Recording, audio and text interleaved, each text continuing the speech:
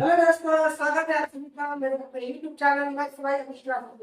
दोस्तों, इससे पहले आप लोग को समांतर श्रेणी, गुणोत्तर श्रेणी और ऋणात्मक श्रेणी के जितने भी बेसिक फार्मूला और उनके कॉन्सेप्ट प्लस 15 प्लस एमसीक्यू पर आ चुका हूँ और आज नया चैप्टर लेके आया हूँ द्विघात समीकरण। चलिए चलते हैं द्विघात समीकरण के बेसिक फार्मूला पर। द्विघात समीकरण होता क्या है? जिस समीकरण में अज्ञात राशि की सबसे बड़ी भाग हो, भाग कितना हो तो उसे द्विघात समीकरण कहते हैं। फॉर एग्जाम्पल दोस्तों, जैसे मैं यहाँ पर लिख दिया 2x⁴ - 4x + 3 = 0। तो यहाँ पर अधिकतम मान कितना है? जो इसके मूल होंगे, इसके दो मूल होंगे, तो इसी को कहा जाता है द्विघात समीकरण। द्विघात समीकरण के कितने मूल होते हैं दोस्तों? द्विघात समीकरण के दो मूल होते हैं, दो मूल होते हैं। और आपको एक फार्मूला पता है दोस्तों, अक्षरश्री बढ़ा के श्री धराचार्य फार्मूला, धराचार्य ये क्या होता है? x = -b plus minus root में b के स्क्वायर माइनस 4ac भाग में 2a होता है, जहाँ इसके दोनों, जहाँ अल्फा और बीटा क्या होते हैं? इसके दो मूल होते हैं। अल्फा और बीटा क्या होते हैं? इसके दो मूल होते हैं। अगर मैं यहाँ पर अल्फा की बात करूं तो अल्फा का मान होता है दोस्तों -b plus root of b का स्क्वायर माइनस 4ac और बाद में क्या होता है? 2a। ऐसी बीटा का मान होता है दोस्तों -b का स्क्वायर माइनस 4ac बाद में 2a। ये दोनों फार्मूला को आप लोग को अच्छे से याद कर लेते हैं। उसके बाद अगले कॉन्सेप्ट में चलते हैं, विविधता या विभेदक। विविधता और विभेदक क्या होता है? इसे डी से दर्शाते हैं, इसे डी से दर्शाते हैं।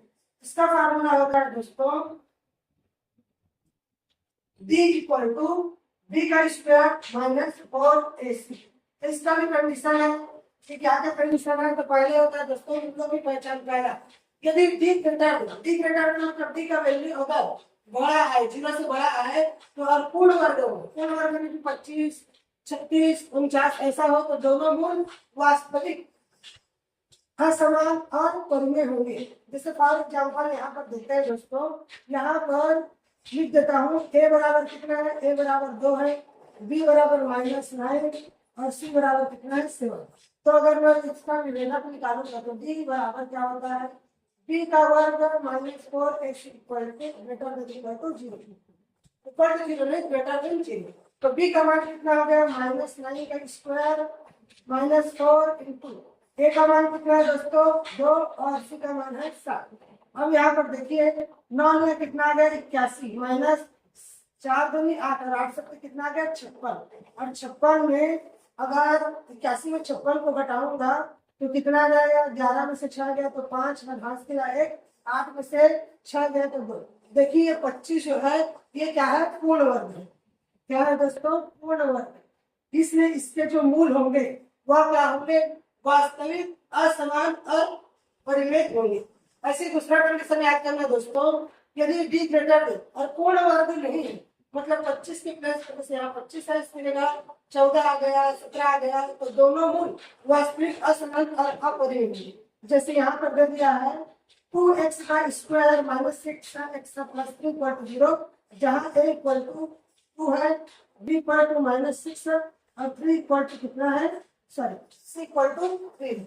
इस कंडीशन में अगर मैं b² - 4ac > 0 रखूं, b का मान रखता हूँ यहाँ से, तो b का मान देखिए यहाँ पर b का मान कितना है? -6 का स्क्वायर -4 इंटू a का मान कितना है? 2 और c का मान कितना है? 3। अब इसको अगर हल करता हूँ दोस्तों तो यहाँ से ये क्या आ जाएगा? ये हो जाएगा 6 × 36 माइनस 4 दूनी 8 और 8 = 24 और ये > 0। तो यहाँ से 12 > 0 यानी कि इसके जो मूल होंगे वह क्या होंगे? पूर्ण वर्ग है। इसके दोनों मूल वास्तविक, असमान और अपरिमेय होंगे। कॉन्सेप्ट तीसरा कॉन्सेप्ट में चलते हैं, यदि d 0 हो तो दोनों मूल काल्पनिक एवं असमान होंगे। कैसे काल्पनिक और असमान होंगे? तो यहाँ पर देखिए a बराबर कितना दे दिया है? a बराबर 2 दे दिया है, b बराबर -6 और c = कितना दे दिया? 7। अगर मैं इसको हल करूंगा तो यही यार फार्मूला में लगाऊंगा कि कितना रहेगा -6 का स्क्वायर -4 इंटू 2 इंटू 7 और ये लेस देन इक्वल टू 0, मतलब 0 से इसका वैल्यू छोटा आएगा। ये कितना रहेगा 36 माइनस 7 दूनी 14, 14 कितना होता है 56।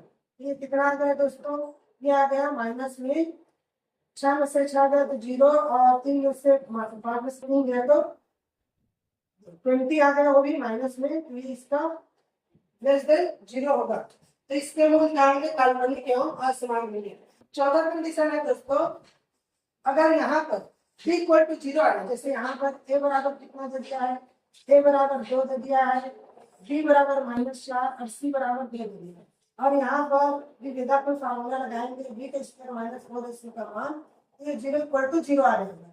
ये देखिए b का मान कितना है -4 का square -4 into 2 into 2 equal to 0। ये d का जो वैल्यू आया दोस्तों 16 माइनस 16 करेंगे तो 0 आ जाएगा। इसके जो मूल होंगे ये क्या होंगे, दोनों मूल वास्तविक परिमेय एवं समान होंगे। फिर आगे कॉन्सेप्ट में चलते हैं दोस्तों, समीकरण के मूलों एवं गुणांकों में समूह। अगर यहाँ पर वर्ग समीकरण दे दिया, वर्ग समीकरण ax का square plus bx plus c equal to 0 दिया है, जिनके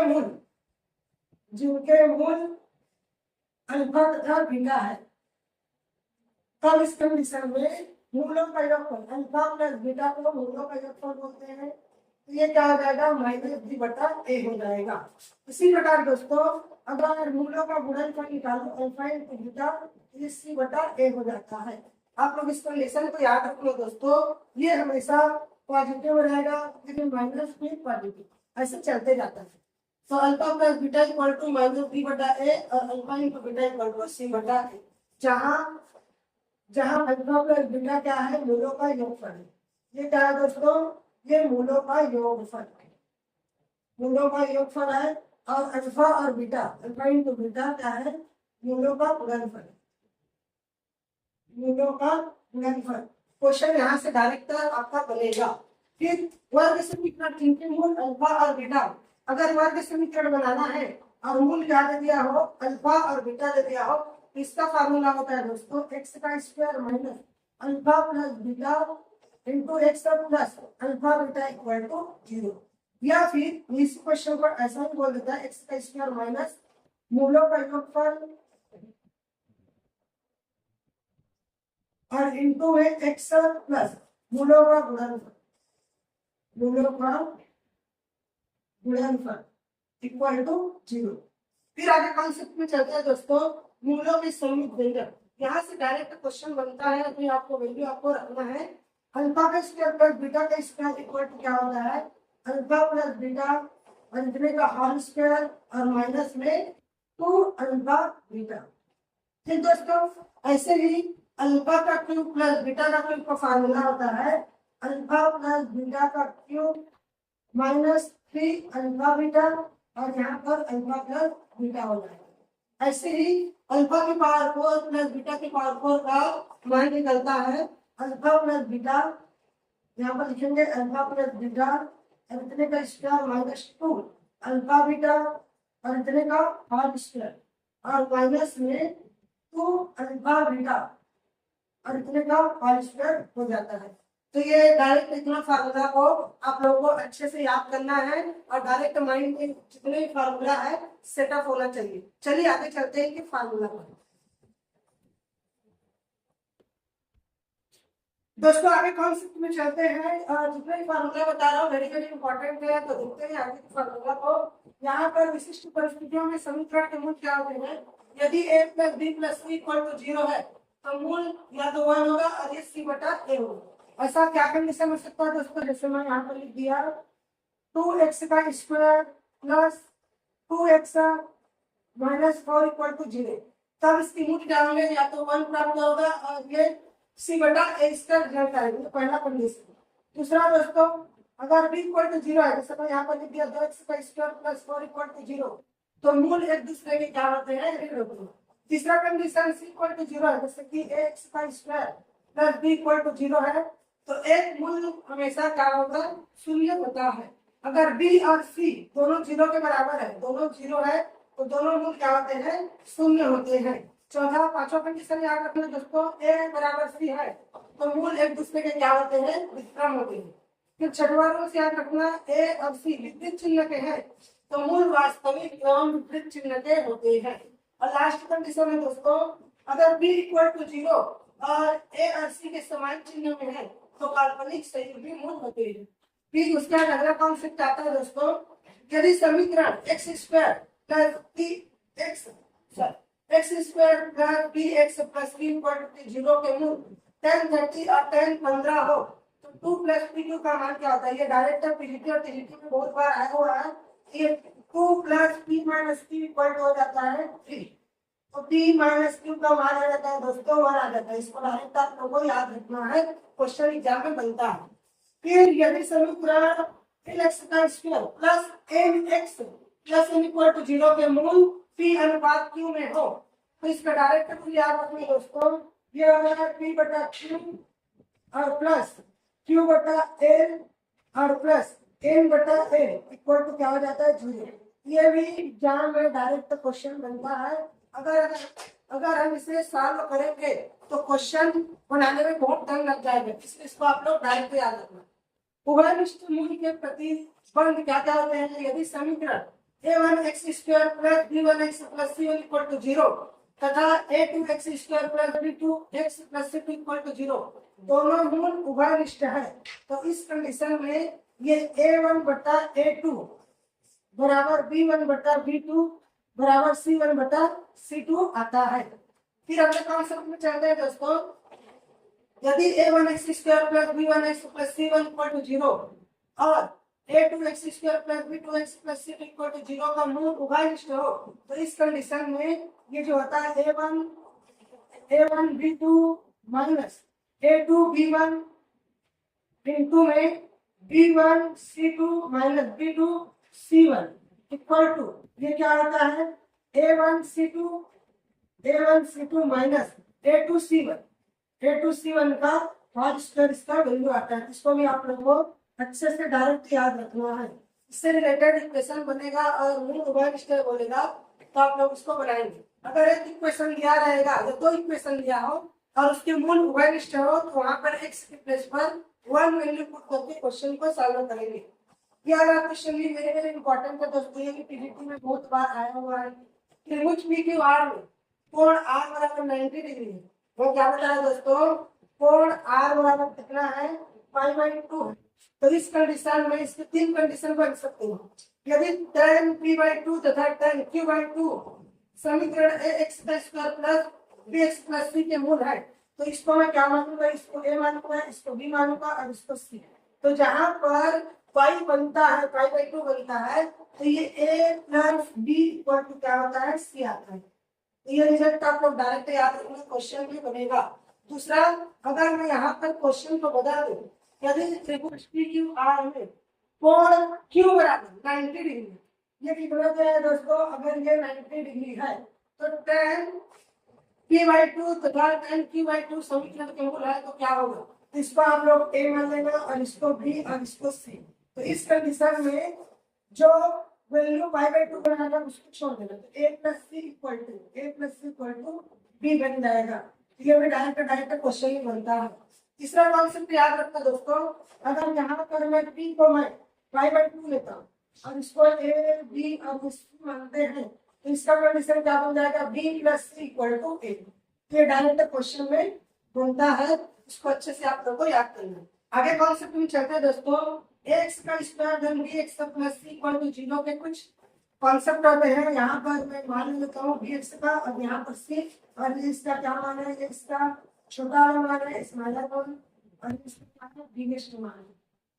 ओके दोस्तों, तो यहाँ पर क्या क्या होगा, इसको अगर हम प्लस प्लस और ये माइनस माइनस चलेंगे और इसको याद करने के लिए दोस्तों इसको इस plus minus minus plus plus और एक बार प्लस एक बार माइनस एक बार प्लस एक बार माइनस और एक बार माइनस और दो बार प्लस और फिर माइनस, ऐसा आप लोग याद कर सकते हैं। याद रखेंगे दोस्तों, अगर यहाँ पर क्वेश्चन आ गया घातीय बहुपद x square plus 7x plus 12 के शून्य क्या होगा, शून्य क्या होगा, शून्य मतलब मूल तो यहाँ पर देखिए दोनों मूल बी एक्स और सी का मान दोनों धनात्मक है, तो इसके दोनों मान क्या होते हैं, दोनों मूल क्या होंगे, ऋणात्मक लिखते हैं। इसका डायरेक्ट ऑप्शन नंबर बी इसका राइट आंसर होगा। तो ऐसा क्वेश्चन एग्जाम में बनता है और इसके आगे के कॉन्सेप्ट में चलते हैं दोस्तों। आगे कॉन्सेप्ट में चलते हैं। यदि समीकरण x square minus x plus 1 0 के मूल अल्फा और बीटा है, यहाँ पर अगर चिन्ह क्या आ जाए, ऋणात्मक आ जाए, क्या है दोस्तों, ऋणात्मक, तब ये अल्फा का क्यूब और बीटा का क्यूब इक्वल टू -1 होता है। इसको डायरेक्ट याद रखना है तथा अल्फा की पावर 6 बीटा की पावर 6 इन दोनों का मान हमेशा 1 होगा और अल्फा की पावर 9 इक्वल टू बीटा की पावर 9 इक्वल टू क्या होगा, -1। ये तीनों चीज को आप लोगों को याद रखना है दोस्तों। फिर आगे कॉन्सेप्ट में चलते हैं। यदि समीकरण x square plus x plus 1 अगर ये धनात्मक में है और इसके मूल अल्फा तथा बीटा है, तो ये अल्फा का क्यूब बराबर बीटा का क्यूब, इन दोनों का क्यूब का मान हमेशा 1 होता है। दूसरा कॉन्सेप्ट याद रख सकते हैं, अल्फा की पावर 6 इक्वल टू बीटा की पावर 6 इक्वल टू 1, ये भी डायरेक्ट क्वेश्चन बनता है। और तीसरा अल्फा की पावर 9 प्लस अल्फा की पावर 9 इक्वल टू बीटा की पावर 9 इक्वल टू, ये भी 1 होता है। इससे बहुत बड़े बड़े मान जैसे कि अल्फा की पावर 1030 प्लस बीटा की पावर 1030 का मान ज्ञान कीजिए मिलेगा और ऐसा ही क्वेश्चन दे दिया रहेगा या फिर ऐसा ही क्वेश्चन दे दिया रहेगा, तो डायरेक्ट कॉन्सेप्ट से क्वेश्चन बनता है। आगे कॉन्सेप्ट पे चलते हैं। यदि समीकरण एक्स का square plus B X plus C 0 के मूल अनुपात m अनुपात n में है, ये डायरेक्ट फार्मूला होता है दोस्तों इसका, m b का square equal to m plus a और ये क्या रहता है, ac, इनको में ac होता है। ये डायरेक्ट क्वेश्चन यहाँ से बनता है यहाँ पे। और यदि त्रिघात समीकरण दिए हो, त्रिघात समीकरण क्या हो सकता है दोस्तों, ax का क्यूब प्लस bx का square plus cx plus d बराबर 0 है और इनके मूल, यदि इनके मूल अल्फा बीटा गामा है, अल्फा बीटा गामा होके, मैं आप लोगों को बता दें दोस्तों, जितना घात रहेगा उतना ही इसके मूल बनते हैं। यहाँ पर मूलों का जो योगफल बनेगा alpha plus beta plus gamma equal to, मैं आप लोगों को थोड़ा चिन्ह बता देता हूँ दोस्तों, ये प्लस चिन्ह में जाता है, ये माइनस, फिर प्लस और फिर माइनस, तो इसका फार्मूला डायरेक्ट क्या बनेगा, -b/a बनेगा। ठीक दोस्तों, ये फार्मूला आप लोग डायरेक्ट याद रखना। फिर दूसरा कॉन्सेप्ट क्या होगा, अल्फा बीटा फिर बीटा गामा और plus gamma alpha equal to, इसका वैल्यू हमेशा क्या होगा, c/a और इन तीनों का गुणनफल, इसको भी याद रखना आप लोग, और इन तीनों का गुणनफल alpha into beta into gamma equal to, ये क्या बनेगा, -b/a। ये भी डायरेक्ट आप लोगों को याद रखना है।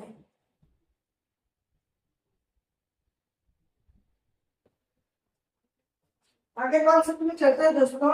यदि चतुर्भुज समीकरण दिया ax की पावर 4 प्लस bx की पावर 3 प्लस cx का square plus dx plus d equal to 0 के मूल क्रमशः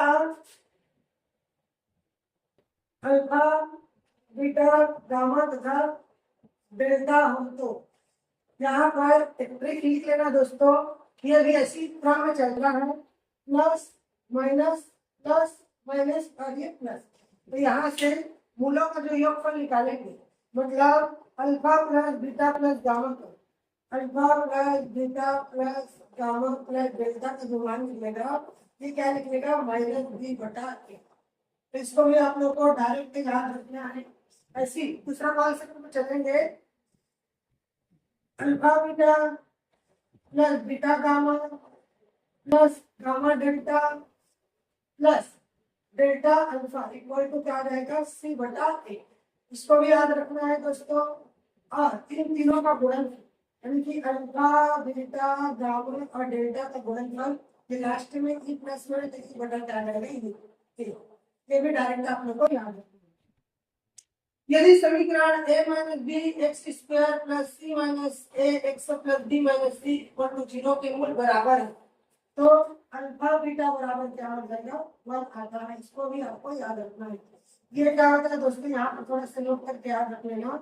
उसका result a minus b plus c minus a plus b minus c equal to result 0 आता है तो समझ जाना इसका वैल्यू यानी कि मूलों का गुणनफल हमेशा 1 होता है। दोस्तों मैंने जितने भी फार्मूला बताया है ये वेरी इंपॉर्टेंट है और इसी से भाग समीकरण के जितने भी एमसीक्यू है वो बड़े से बड़े क्वेश्चन जो पीजीटी और टीजीटी में आए उनको आसानी से सॉल्व करेंगे। तो जितने भी फार्मूला आप लोग को बताया है दोस्तों इन सभी फार्मूला को आप लोग को अच्छे से याद करना है, बाद में प्रैक्टिस करना है। और चलिए चलते हैं इनके आगे के एमसीक्यू पर।